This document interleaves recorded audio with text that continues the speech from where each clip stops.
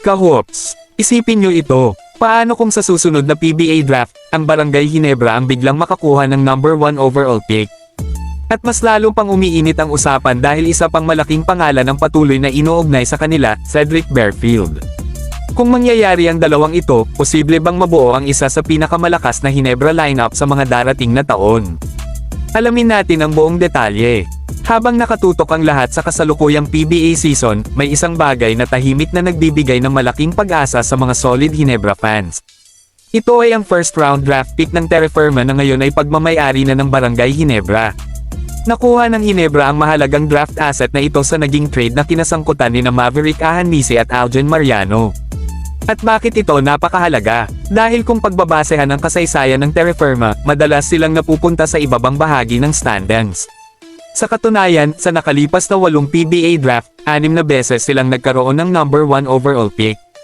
Ibig sabihin, kung muli silang magkaroon ng mahirap na kampanya sa susunod na conference, napakalaki ng posibilidad na ang hawak na draft pick ng Ginebra ay maging top overall selection, o hindi man ay isa sa unang dalawang pipili sa draft. At dito nagsisimulang maging exciting ang lahat.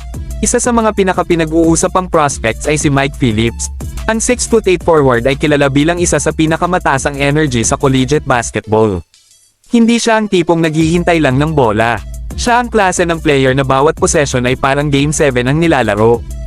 Dahil sa kanyang athleticism, haba ng wingspan, at mahusay na timing sa rebounds, isa siya sa pinakamabisang second chance players.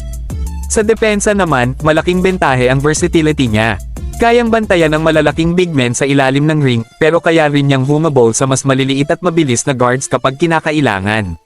Sa modernong basketball, napakahalaga ng ganitong klaseng depensa.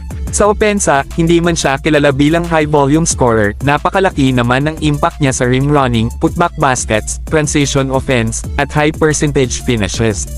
Isa pa sa pinakahinahangaan sa kanya ay ang walang sawang effort. Loose ball, dive agad, rebound, laban agad, fast break defense, unang tumatakbo pabalik. Kung mapunta siya sa Ginebra, siguradong madidagdagan ang kanilang depensa, rebounding, at hustle, mga katangiang matagal ng kinakatawan ng franchise. Pero hindi pa rito nagtatapos ang magandang balita. Isa pang pangalan ang patuloy na umiikot sa usapan. Cedric Barefield. Bagamat wala pang opisyal na anunsyo, patuloy siyang inuugnay sa Barangay Ginebra ayon sa iba't ibang ulat at usap-usapan. At hindi ito nakakagulat. Ang Ginebra ay isa sa pinakapopular na koponan sa PBA, kaya maraming manlalaro ang gustong isuot ang kanilang jersey. Si Barefield ay isang dynamic combo guard na may kakayahang gumawa ng sariling puntos. May mahusay siyang ball handling, mabilis umatake papunta sa basket at may kumpiyansang tira mula sa labas. Hindi lang iyon, may kakayahan din siyang gumawa ng plays para sa kanyang teammates habang nagdadala ng solid perimeter defense. Kung idaragdag siya sa kasalukuyang backcourt ng Ginebra, mas lalaki ang kanilang scoring options at playmaking, lalo na sa mga mahihigpit na laban. Ngayon, isipin ninyo ang posibilidad.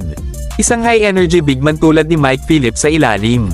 At isang explosive guard gaya ni Cedric Barefield sa perimeter. Kung sakaling parehong mangyari ang mga ito, malaking hakbang ito para sa future ng Barangay Ginebra. Sa ngayon, wala pang kasiguruhan kung sino ang magiging top pick o kung saan talaga mapupunta si Cedric Barefield. Pero isang bagay ang malinaw. Napakaganda ng posisyon ng Barangay Ginebra pagdating sa susunod na PBA draft. At kung papabor sa kanila ang mga pangyayari, maaari itong maging simula ng panibagong championship caliber roster. Ngayon, gusto kong marinig ang opinyon ninyo. Kung kayo ang papipiliin, mas gusto ba ninyong makita sa Ginebra si Mike Phillips, si Cedric Barefield, o pareho silang dalawa? I-comment ninyo ang inyong sagot sa ibaba at pag-usapan natin. At kung nagustuhan ninyo ang video, huwag kalimutang i-like, i-share, at mag-subscribe para lagi kayong updated sa mga pinakabagong balita, trade rumors, game analysis, at lahat ng kaganapan sa PBA. Ito ang RaceHoops Universe, kung saan ang bawat laro ay may kwento at bawat balita ay sinusuri natin ng mas malalim. Maraming salamat sa panunood, at magkita-kita tayong muli sa susunod na video. Hanggang sa muli, mga kahops!